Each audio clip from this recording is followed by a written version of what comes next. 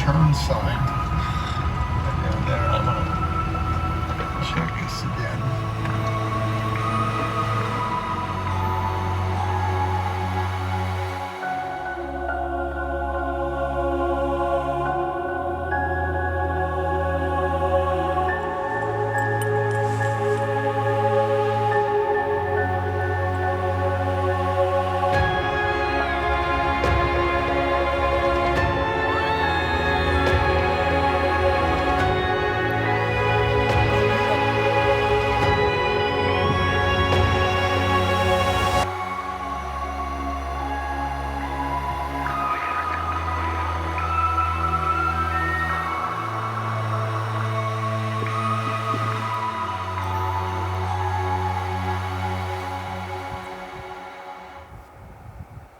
So that was a fun drive in.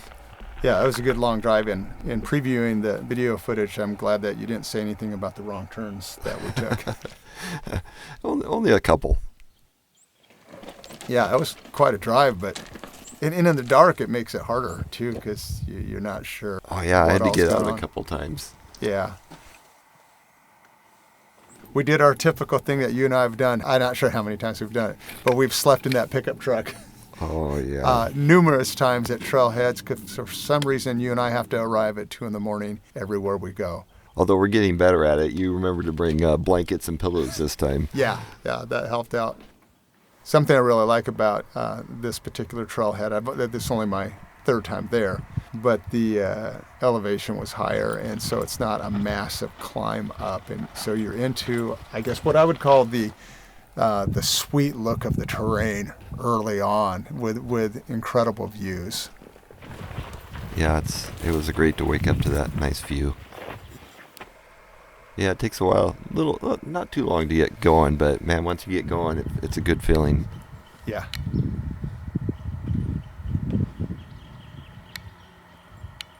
This is a pretty big burnout area that we walked through here. Yeah, the fires have been intense, all throughout the West. And this area is no exception to that. In fact, on a hunt that my nephew went on, he couldn't scout because of one of the fires that was in there a few years back. Boy, the fires in Montana really took a toll on the forest.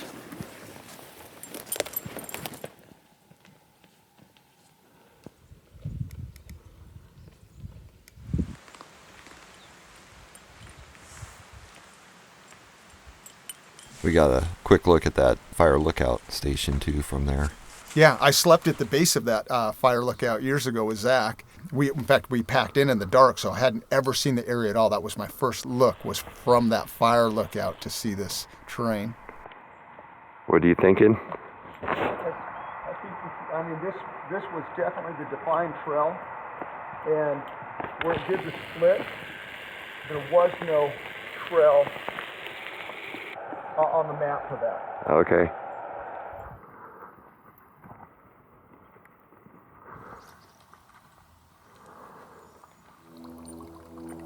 The first time that I ever saw the wood water trough, that log carved out, was in the dark, and it gave me a sense of security that there's going to be water on this trip.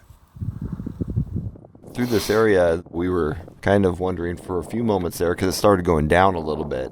Well, we weren't really worried, but we were thinking, are we on track or not? Yeah, I found that my GPS system, they're not always an exact match. And all of a sudden the trail starts going a different way with the GPS, and there's another sub-trail, and which one is it for sure? But all in all, those GPS units really help you out. Watch for the faintest of trails, I guess. Okay. We did end up going down a little bit down a pathway, but we soon recognized, okay, we got to go back the other way. So we didn't do too much extra. Well, we could try it. Get too deep into that. I know. You see what Zach and I did? I mean, we skittered down stuff. Yeah. Skitter down, and then hit the trail. Okay. I got a hunch. It's right here. It was good to stop and talk it through, though, before going too far. Yeah. And kind of get your bearings. That's called a logic check. You stop and you take a break and say, does this really make sense? Instead of like, oh, it's got to be over here and Right. charging on through. It's Right. like, take a moment, do a logic check. Does this make sense? I was enjoying the llamas every time I stopped to take a look at the GPS again. They were totally munching on the grasses and the needles. And those llamas, they'll eat anything. They like those pine needles too. It cracks me up. They like pine needles. Trails aren't real clear. We're searching for an intersection we think we missed, so we're going to backtrack instead of going across country. So we're going to head up that way. Hopefully over there is the fire tower, and we think we need to head over that way. I think it's a pretty special thing to look up on a hillside to see an old fire lookout with an American flag swinging in the wind. There's not many fire lookouts left, I don't think. They're really diminishing. Yeah, I'm actually surprised that's even used. And it's an active one. It's not tourists spending the night. It's an active fire lookout. Yeah. We found the trail we were looking for. We somehow missed the tee-off point. So we ended up walking maybe half mile to 3/4 mile extra. So now we're back on track, probably another 2.5, 3 miles to where we want to camp. Even though we had to really evaluate where's that trail supposed to be, why are we not on it, we're concentrated on that. I was just totally soaking up the beauty and expansiveness of everything that we were seeing. Here's something that really surprised me, is that it is such a major trailhead that we came in from. There's 2 main trails that go off from that trailhead, yet we did not see another human being anywhere that entire trek that we were in there. We did see a truck at the trailhead. Right, but no person. But no person. And then the truck was gone when we got back, and there was another truck there. Never saw anyone. I really like that ridge line where we just passed there. Oh, yeah. That was a pretty nice spot. Yeah, Razorback ridges are really fun to walk along. They can also be sketchy, and that one would be a sketchy one if someone hadn't carved out the trail. Walking around along a ridge line, pretty steep on both sides. Not super steep, but definitely not much of a ledge or ridge. Came from up there and along this ridge line.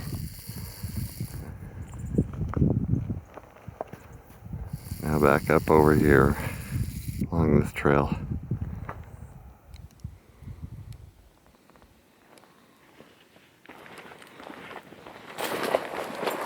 Look by that stake by the tree. Is the water down there?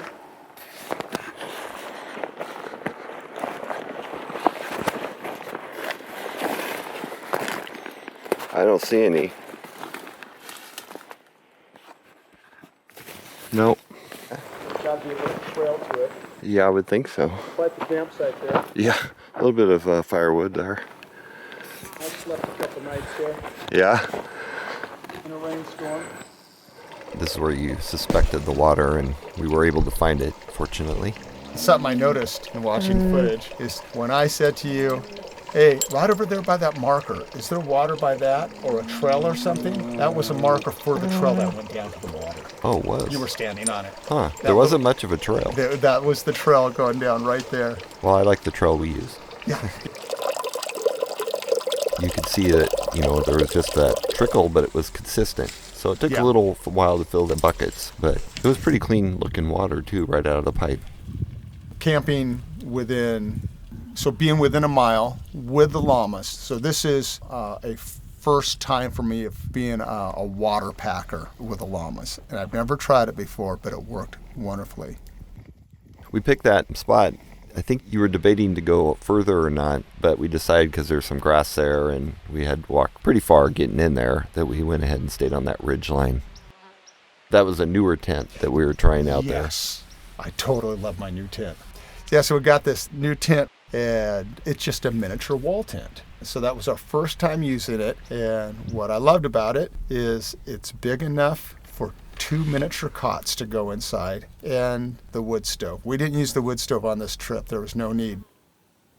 On our pack day in, I don't expect to see any animals, hear any animals on the packing, and we're being loud and all of that. But the anticipation for me is that first evening, just to go out and hear what might be moving around 1 hour before dark. I was so full of anticipation that first evening after my nap. And we weren't disappointed. No? No. You always wonder what's going to happen. A couple good, really good things happened that first evening. We hiked far enough where we saw where we wanted our permanent camp to be. Some nice grasses for the llamas, centrally located. We saw some mountain goats, and then we busted out a bugle, and we got a response on our very first bugle of the trip.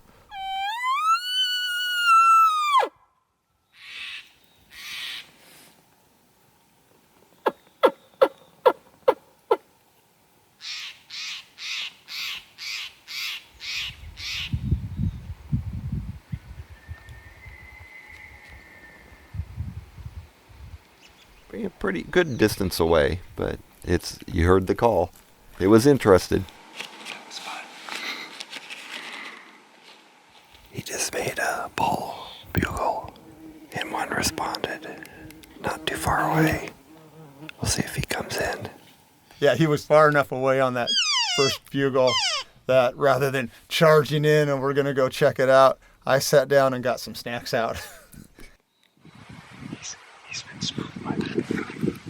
Then we saw that buck on the hill, and it seemed to be interested in that bull or something. It was really frozen there for a while. Yeah, I think he was highly interested in the bull bugling down below him.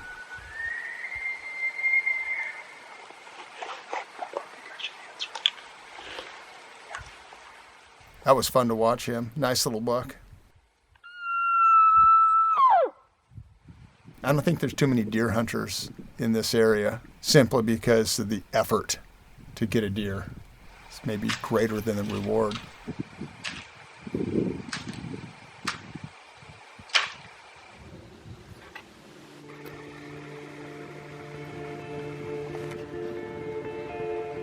Well, it was a good first day. Driving in, or getting up early, I guess.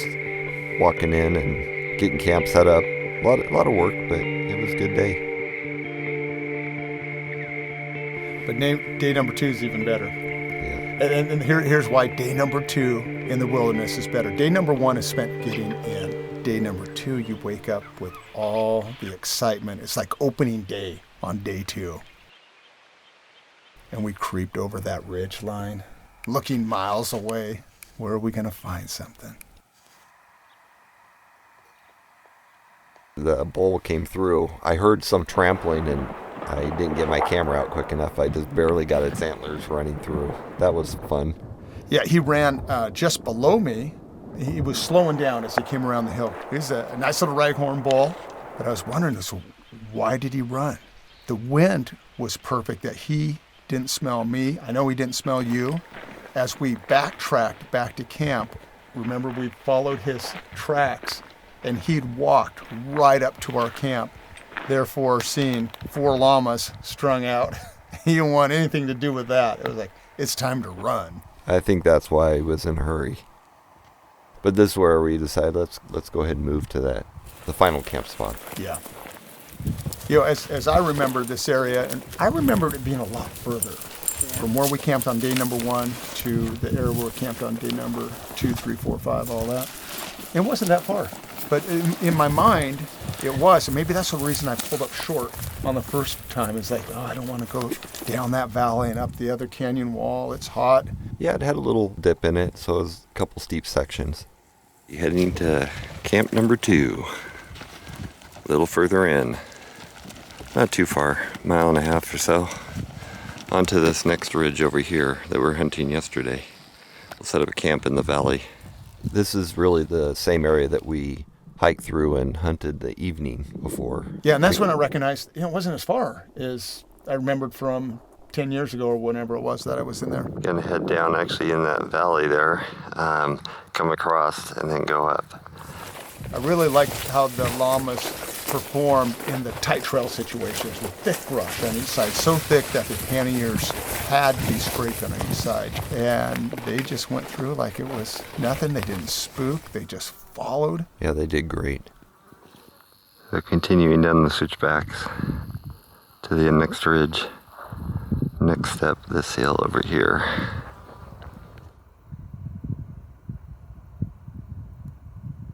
I was a little sad that my number one packer girl, Flower, couldn't go on the trip because she was busy having a baby nurse on her. She'll be out there on the next trip. 4 out of 5 doctors surveyed say hiking in the New Mexico sun is bad for your health. 4 out of 5 elk hunters surveyed said, go get them.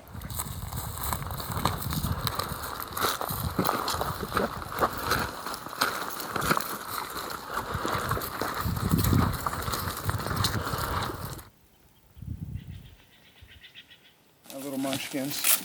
Hey, get them for me. Come here. Let's get them. I gotta say, it's a bit disappointing to me to see old campsites out in the wilderness, and not just a wood structure. Wood structure's fine, you know, someone built lean-tos or something like that, but it's super disappointing to see trash out there.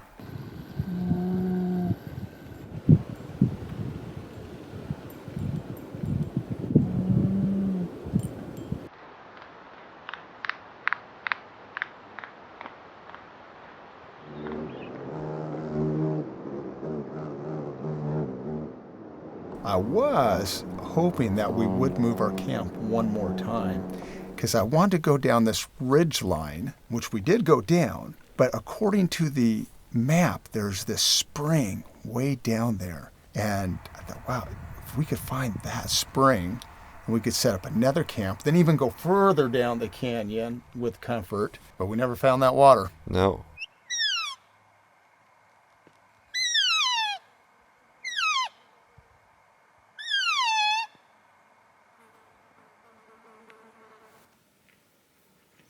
Man, we were seeing a lot of footprints and signs of elk. Yeah, that was impressive. When we walked down that ridge and saw that sign, we weren't seeing that many animals, but the amount of tracks we were seeing just kept me motivated. That they're here, we're going to get them. We're out hunting, but we're looking for a spring, see if we can get some water here. It looks pretty dry though. Still seeing lots of elk track around. We're looking for the spring. Yeah, checking my GPS one more time. Is it here? This looks like where it should be. This is where we heard one pretty close. Yeah. So we were just walking along looking for the spring, and we're in some brush and we're making little brushy noises, and all of a sudden that bull goes off. And my guess was he was less than 200 yards. And I think for sure, we're going to get him to come in. This would be great. We hadn't called at all. And so we just kept sneaking, and he kept bugling. And I think it's because he heard us walking and was letting us know, I am here. You girls come down to me. He did come in closer, but then just disappeared, I guess. I was expecting to get a sight of it, but... Yeah, he came in close enough that I could hear him walking. I have a hunch, though, that as we came around that ravine, we got a little bit of a wind shift, and he caught our wind. Yeah. And he just slipped away. But he wasn't the only elk in the woods, as we found out just a few minutes later. Right. Yeah, we had got a glimpse of a cow walking through. You were looking to see if there was a bull with them here. Yeah. It was a great opportunity because you spotted these elk, and they had... I thought you had spooked them. You did not spook them. They were just working their way along. As we would later learn, this is a little bit of a thoroughfare for the elk to go through, and we just happened along it. And once you spotted those elk, I was able to slip forward. And I'm waiting for that bull to come through. Bulls are usually the last in the line, and I'm waiting.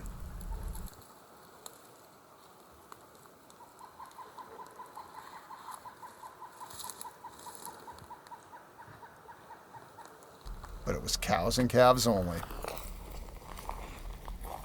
Yeah, there was quite a few walking through that we could see. Yeah, that we could see. I also thought we were going to run into the spring there. I thought, they're down there drinking in the spring. We finally found that spot. Nope, still never found it.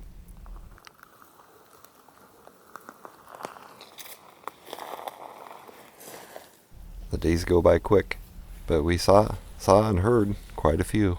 A lot of good activity.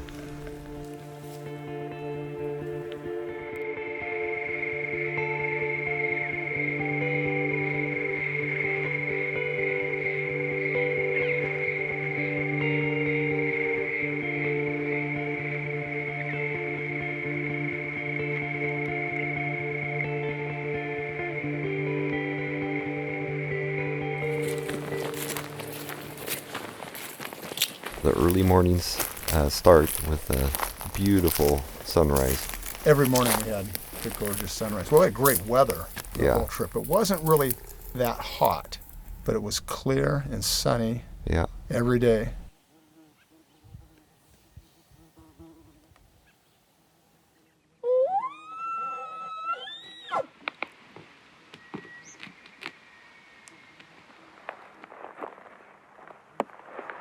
I'm thinking that if we bugle on that edge right there, it'll sound so much closer.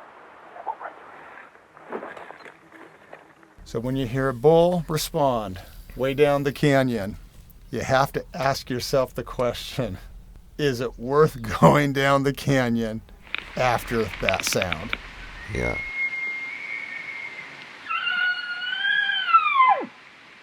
You can go way, way down a canyon. You can drop 1,500 feet in no time at all and never get to see an animal. This bull was definitely interested, though. He in the calls. was. It seemed like almost anything we did got him aroused, whether it was raking, cow calls, bugling.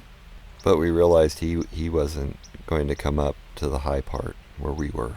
Nope, I think he was bedded down. Just chilling out down there. Early nap in the morning. So what do you do when they won't move, but they'll respond? You get into their bubble. And that's what we did.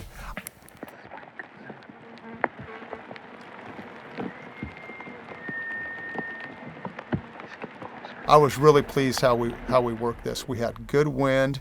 The sun was hitting us, so the air was going uphill, and he was downhill. So our wind was good. We slipped 2 little draws over for concealment, and we just crawled down that cliff area, crawled down. And when we crested out on the little top of that ridge line, I knew we were close. I didn't know how close. Yeah.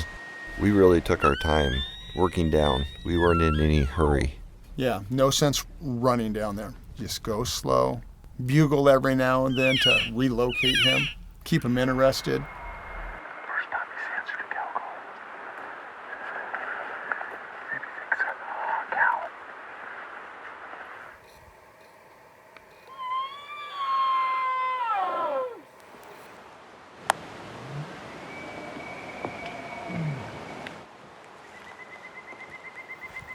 When I let out that cow call when we were getting down close, and he responded so aggressively to that cow call, I felt like we were in the money. I was just gonna stay and start walking to that shaded timber and call from the shade.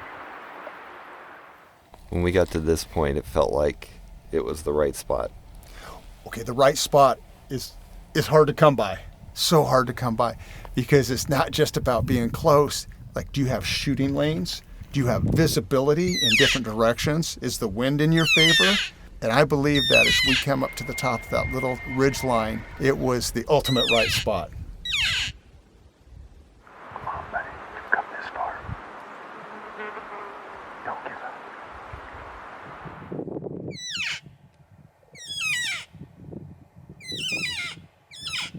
You can see how far we've dropped down.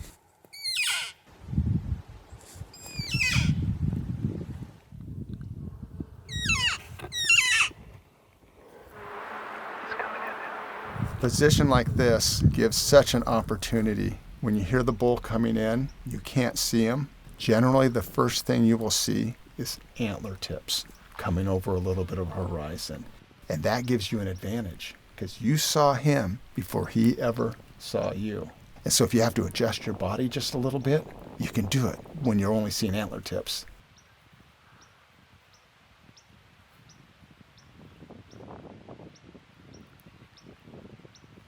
He was so cautious, but he knew where he wanted to get to, but he would circle around where he heard the call.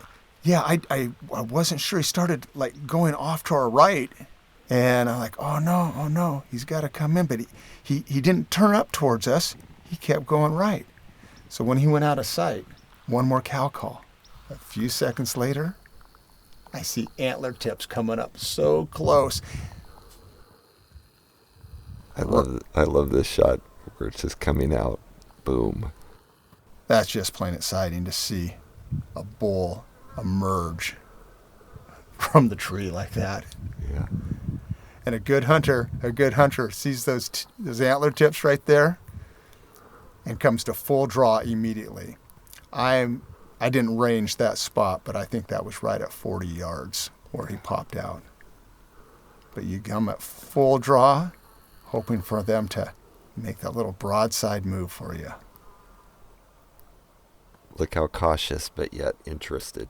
It's that inner turmoil of his thinking. Well, he's thinking, I should be seeing a female elk right there. Where is that girl? He knows. They are so good at pinpointing. Yeah, it's amazing. Where something was, where they heard it. And as close as we were, if an elk was that close to him, and a cow elk would have walked 20 yards left or right, he would have heard that and known that she had moved. So he knows. Has to be right there. Why can't I see her? Yeah, it's always a balance too when you're videoing. You want to get good video, but you don't want to scare it. I'm sure it's the same when you're getting ready for your bow or something. It's like balancing again. Yes, with the bow, I hold the bow in front of my face, just trying to break up the look of my face, because I'm worried the elk's going to see my teeth or my tongue, me breathing. I'm worried about my mouth. Some people wear a mask. That's probably a good idea. You've got the camera you can put right in front of your face a little bit. Yeah. But he's circling back around the other way now. Yep. He came in on our right. Well, came in from directly below, circled to our right, passed in front of us, right at about 22 yards or so, circles around to our left, and then I thought he was going to walk right up that little knob. And because the angle of that knob, I thought when he poked out, he would be standing about 12 feet from you. Yeah, that made me, well, it was exciting, but a little nervous too, because if it came over, it's like, oh, is it going to freak out and like trample me if it comes over that hill? Oh, that only happens in Yellowstone. Oh, okay. And Estes Park. I was a little nervous, but he circled clear back around us. Yeah. And boy, when their nose cocks up just a little bit, you know that they're sniffing you. It's like, that wasn't just I'm sniffing. I smelled you. Wheel around, out of town. The smell gave us away.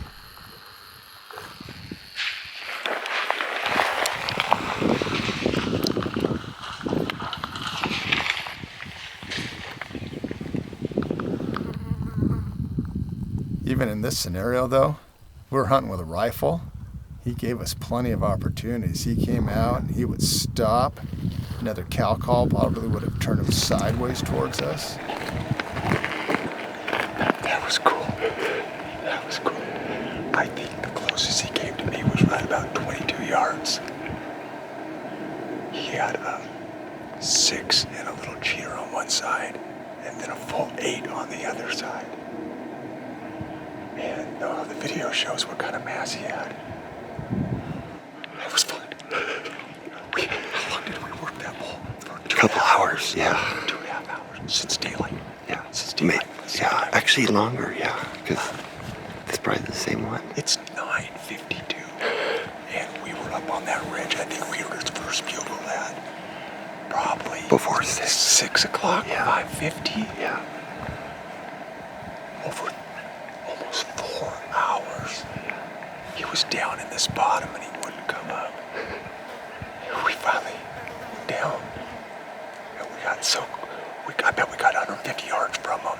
I think he was bugling from his bed for a while. Yeah. And when we got that distance, and we stopped bugling, cow called only, and that got him to come in. I was hoping he'd bugle right in front of us. That would have been fun. Well, I mean, as if that wasn't fun enough. That's probably the closest I've ever had a bull to me. And it's for sure the biggest bull I've had close to me.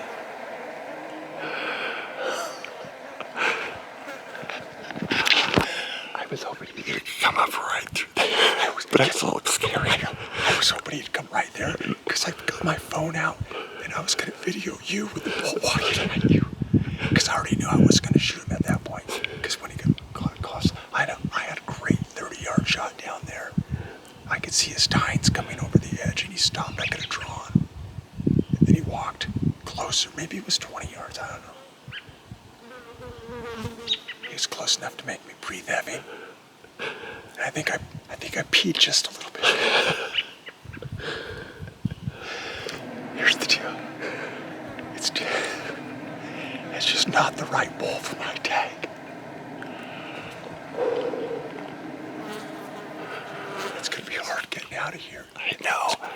Worth every effort. That's what I was thinking. I was thinking, oh, if we don't see him, it's going to be a bummer. But now it's worth it completely. It was worth it, even though he wasn't the right bull. Yeah. He may not have had any cows. I don't know. I don't think he had any cows. Yeah. No, when he winded us, I think he would have ran towards his cows. Yeah. A bull that caliber, Yeah. without cows. Now you know what we're looking at.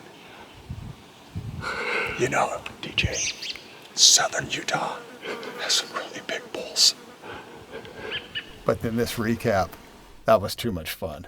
Especially, how can you get any more jacked up than having a bull elk of that caliber walk right up to you? Yeah. Oh, I see them, yeah, in that shaded area. Yeah. They were pretty far apart. I see one. They might have moved into the trees. One looks like it's facing the trees, but I really can't tell which way it's facing. These goats here were kind of our entertainment. If we couldn't spot or hear any elk, we could always seem to find some mountain goats. But they were really far away. You know you're hunting high elevation when you look downhill to see goats. Yeah. Yeah. That was great.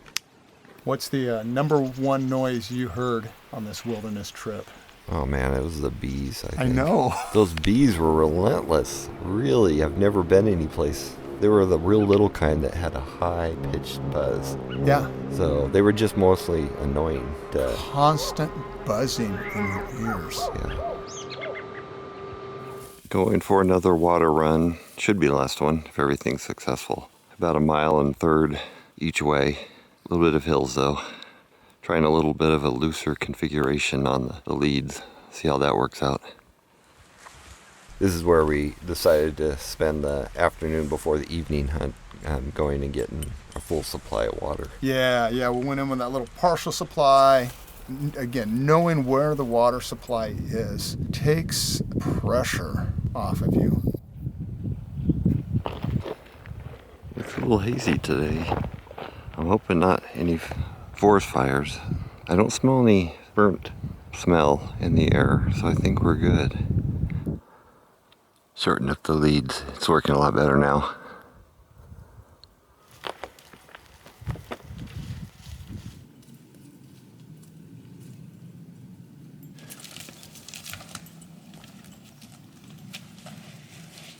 And so we're able to go right in, do our buckets up. The girls got to eat all those fresh leaves. It was like going to McDonald's, you know?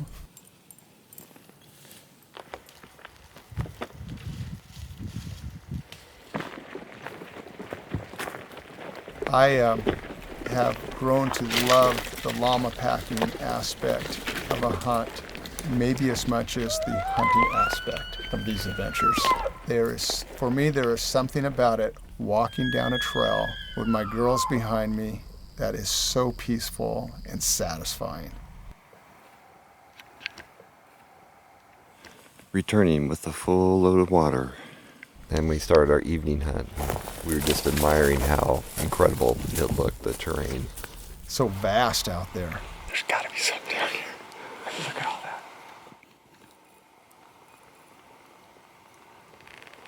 Blast those hills too. Okay.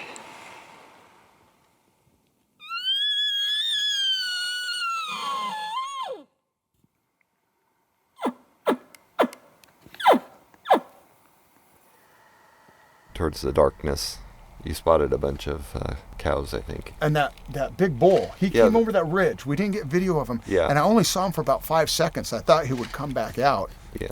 But I'm pretty sure it was the bull that we had called in that same morning. I thought I saw 4. Maybe there's only 3. I just see 2 right now.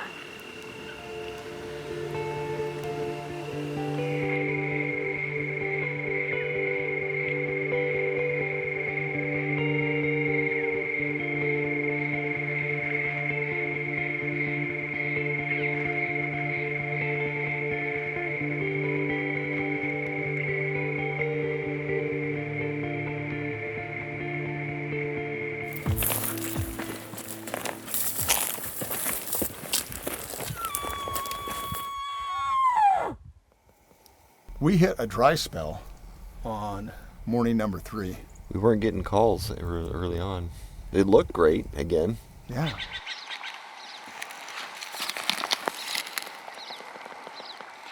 bit of cloud. The sun's not near as intense. So we're on that long ridge, and we hunted the east side that first day. Then we decided to hunt the west side into the next canyon. I mean, look how vast that is. There's got to be an elk standing in the open, or one that is ready to bugle back at us, and we were getting nothing. I didn't say anything the first time, but I'm standing there looking down in that deep, dark stuff. I thought, I heard an elk bugle. And then a few seconds later, I heard it again, and we both looked at each other like, oh, that was something. We didn't motivate those elk to bugle. We didn't call to them. They weren't hearing us when we were calling earlier, but they were doing it on their own. And that's when it's time to, let's just get in there. Here's what surprised me. We wound up at that same spot where you spotted those cows. We worked it the way, and it ended up being that same spot. We did a pretty good job sneaking in there because it was crispy, crispy ground, sticks everywhere. You could not walk silently. But that wind would come up so heavy and muffle sound that we'd move, move, move, move, move, stop. And move, move, move, move, and stop. And then we were moving when we heard bugle, so we'd have 3 seconds of quick moving. We were getting so close. And all of a sudden, I saw antler tips coming up the hill. Again, I love hunting steep stuff because all of a sudden you see antler tips coming up. He's coming this way, though.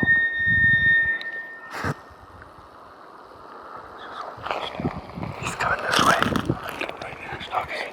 He's looking right at us. Why was he coming up? We had not called. He wasn't coming to us, but he's coming towards us. And I thought he was going to run us over. Yeah. We're standing in the open. I mean, we had a few trees in between us, but we were in the open, and all I could think to do was lean into you so that our bodies kind of blended together so we didn't look as humanish. And who knows if this... I don't know. I was trying to camo something. Well, just being still helps a lot. Yep. Just they can't figure it out unless you're moving.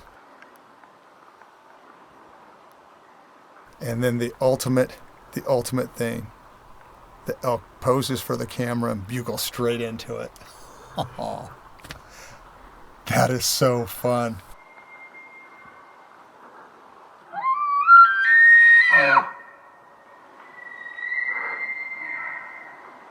Plus, we knew there was two bulls in the area because Yeah. we've heard the other one nearby as well. And then, see, that was the advantage. 2 bulls going off on each other, so we were not a threat.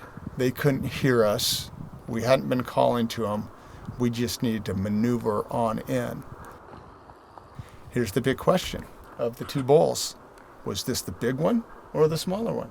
Who was the dominant? I do not know. But I in my mind, this was the non-dominant one, and the other one we didn't see was the bigger one. That's in my mind. I think you're right, yeah. This one again knew that something was up in these bushes, but he couldn't figure it out, it seems. He didn't smell us because the wind was blowing towards us. He couldn't figure out what we were. Yeah. It's like they're not really moving. They don't seem like a threat. If he did see us. He saw us. Yeah, well, I mean, He it saw figured us. out that we were an animal. He just didn't know what we were. Yeah.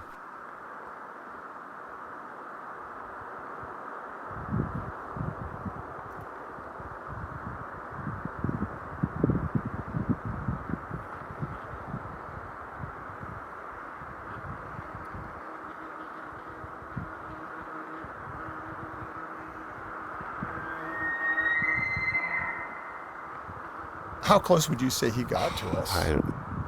20 20? yards? That's what I was thinking, 20 Yeah. yards. And so that's the point where I'm worried about like my tongue licking my lips because my lips got so dry, or swallowing. And he's going to see me swallow, blinking, and he's going to see me blink.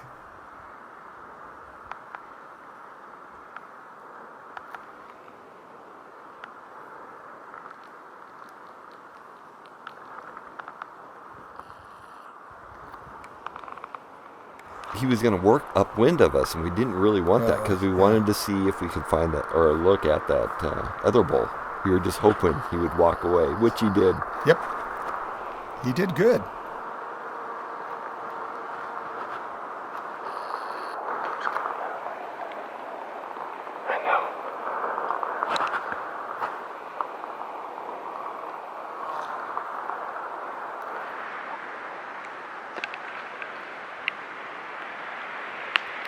Let's give him a minute to get further. Yeah. And then we'll sneak a little more. The other bull sounded like he was going down the other bit. He's got to have cows. It's been rough right here, too. It could be that the herd bull has pushed out the smaller bull, and so now he's going more silent and going to work his cows to wherever they're going to bed for the day. At this point, we were still working down towards it. We could still hear it, so we knew it was there.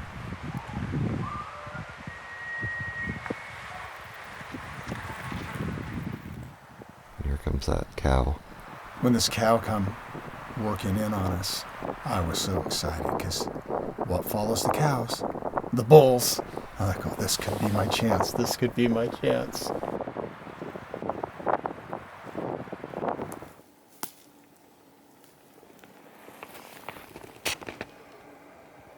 You can see the ground, just crunchy material everywhere. Yeah. Yeah, September is a pretty crunchy time of year. It was just impossible to walk quietly. We had to do the timing thing again. Yep.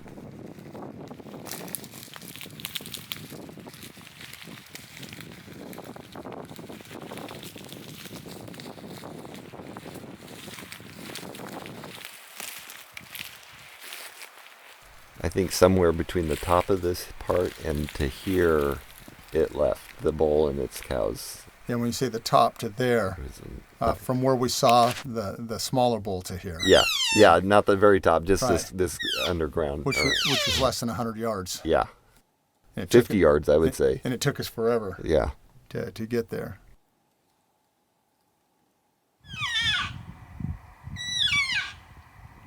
And then we hear a bugle.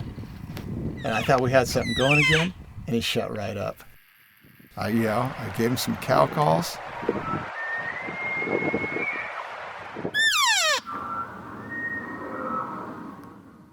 After the excitement and all that, the adrenaline just kicks in our bodies when that's all going down. And then it leaves. Like, okay, that's over. That's when it's time to sit down, enjoy what you just had happen, eat a snack, even take a nap. It's mid-morning by now. Yeah. Everything's supposed to slow down. So we hung out here a while and summarized. You summarized the activities. Did you have a shot at that last ball? Oh, man. when he snuck in, I could see his antlers, coming up the hill. Yeah. So I could have drawn back right there. Although he was coming straight at us. I thought he was going to walk into us. So did I. That was fun. And then he let off one really good bugle right in front of me. Yeah. That was fun. But so I don't know if I could have gotten a shot off. Yeah. Because if I would have drawn back then, it would have been too long to hold. Yeah. And so I really let down and probably spook him. I don't know. But it was fun. But again, not the bull for this tag. But it was fun. It was 2 bulls going. Oh. We didn't have to call once. Yeah. We never had to call. No. They just let us sneak into their screaming. That's crazy. And they were all right down here in this little draw right here. Yeah.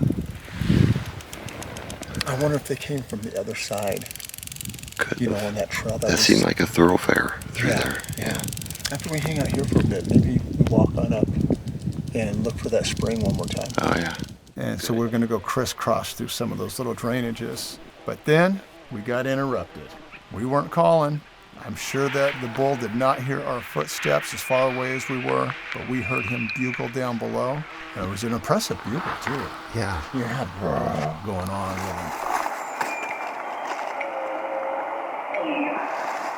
him. It went down a little ways, not a huge ways from where we were, a little bit, down to here.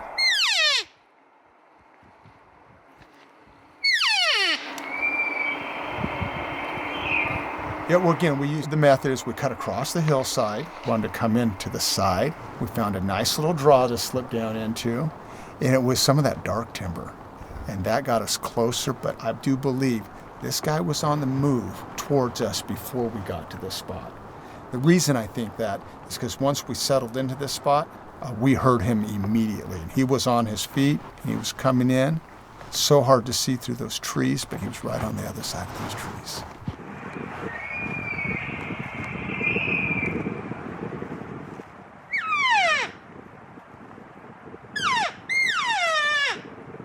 This guy was loud bugling, but man, you could hear him huffing too. They did that little as they're walking in. You hear that noise, it's like you better have an arrow knocked.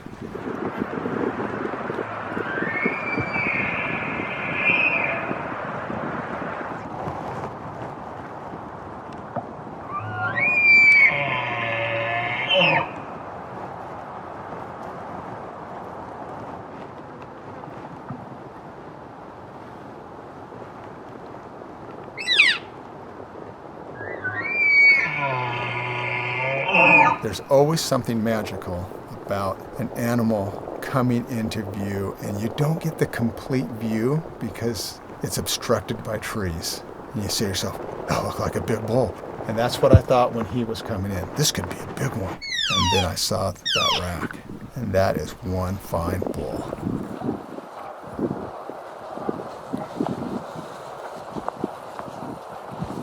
Well, this guy was pretty aggressive, and he was moving. He was covering ground. Yeah. And he, of course, went right behind us again, right upwind, unfortunately. There's a strategy because the elk will button hook to go and get downwind of you. So you want to call from a position and have your hunter with the bow in another position. I would have been 40, 50 yards over. You called, and he comes in trying to get that downwind and goes right into me. Yeah. Yeah, but we're not hunting that way. We're staying side by side.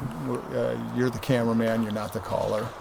But that's the strategy when you have 2 people doing it. Not the right bull for this tag, but that is one fine bull. Thought about, let's not walk clear back to camp anyway, so let's hang, because we had walked pretty far out to here. Yeah, we're several miles from camp, and really there's no reason to go back to camp. We happened to stop by a tree that had a lot that cut wood and everything. We finally figured out it looked like a lightning strike had hit that tree, and that a fire crew had come in and made sure it was all put out, which was impressive to me because we're way out there. They must have come in by helicopter or something. That's what I was guessing. And that is impressive, that you're in the middle of the wilderness. You don't expect to see certain things. And one of them is a tree that was cut down with a chainsaw. And not just cut down, but it was cut into large rounds. And so it must have been a lightning strike. I forgot about this one. Another caller down in the valley. This blow goes off down low. I wasn't feeling super motivated to head down the canyon on this one. It was way down there, though. It was way down there. Heading back down, chasing another one that's responding to some calls. You know, the canyons in Idaho are steep. And the truth is, he didn't sound big to me, and that does make a difference. But I wasn't feeling motivated. I dumped into a couple canyons the past couple days. I already been down in one that day. I knew how many miles we had back to camp. I'm surprised he didn't answer. We went down part way, and then it kind of gave up or went somewhere else. That's true. He wasn't sounding as aggressive. Yeah. We put our effort in. He didn't put his effort into it. Man, what a slacker.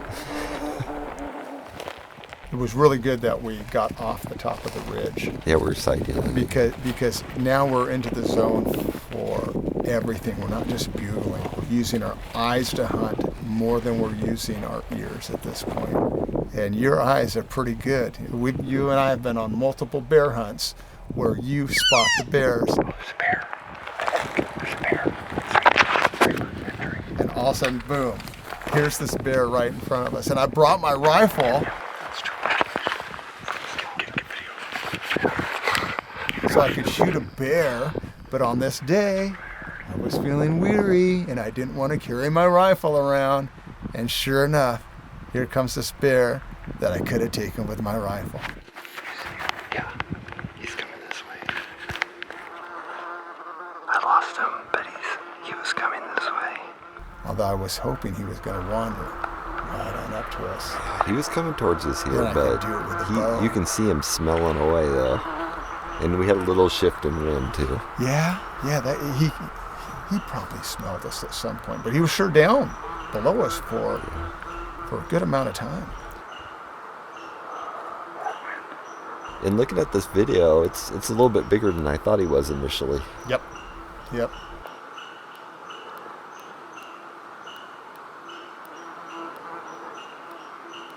So this brings us to, we've now seen on this adventure, elk, deer, goats, and bear.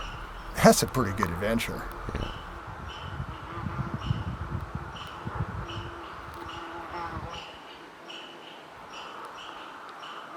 Well, we weren't making enough time on the side heeling, so we had to head back up to the ridge. Yeah, it was time to get up to the ridge top. And it's really important for me to choose the steepest, most miserable, brushiest path to get to the ridge line. And I accomplished my goal. Yes, you did. Well, that sucked. There was so much underbrush, I was having trouble getting my stuff through just because everything was getting hung up. Yep, And it was steep. it was.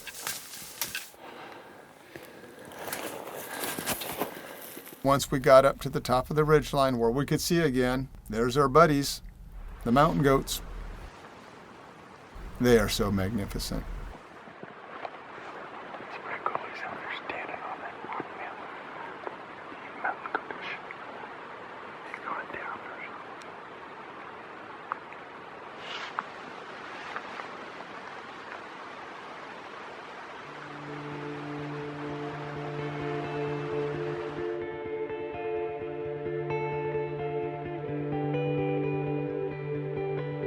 Well, we're getting climbing and mileage in. Yeah, up to 28 miles so far.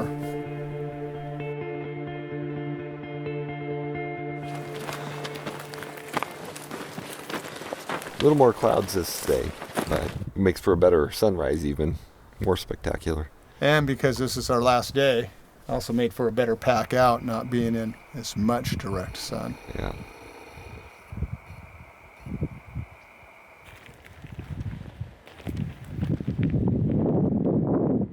A lot of hunters would have brought spotting scopes and looked 4 miles away on those distant ridge lines and picked out herds of elk. Can you imagine what it would take to go across that canyon to try and intercept a herd of elk? I can't imagine, no. It's not a same-day experience. That's what I was going to say. I don't think you could do it in one day. No. Knowing the terrain and how far we'd have to go around, it could be done, but it's pack up camp and circle around. Well, we put in our final morning effort there to try to get something, but decided to pack it out. It was time, and we needed to get home. Camp is packed up. 1 hour, 40 minutes from when we came in to when we're leaving.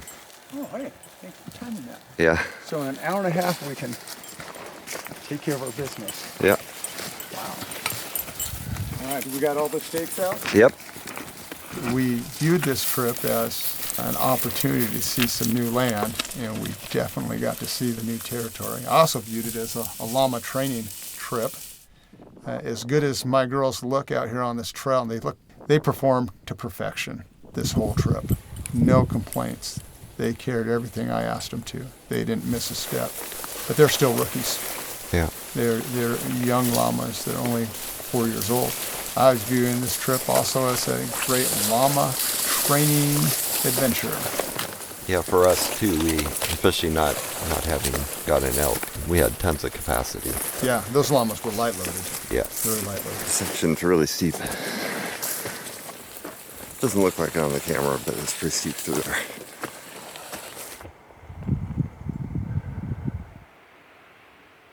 Heading up this portion of the trail right here, that steep climb out, just to get to the top so we could go down the other side. It was over 10 years ago that I'm hiking out of there when we got backpacks on, and my legs are burning beyond belief. I said, I have to do something different. You know, my answer was, I bought trekking poles.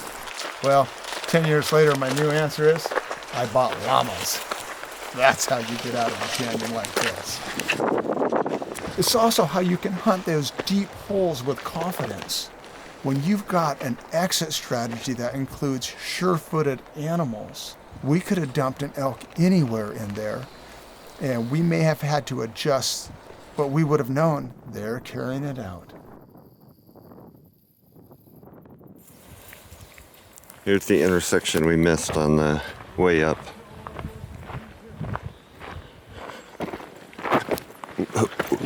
We went up that way. Looks like a normal trail. Supposed to go up that way. Back down the other side after that long, steep climb. Burned out forest with lots of flower growth underneath.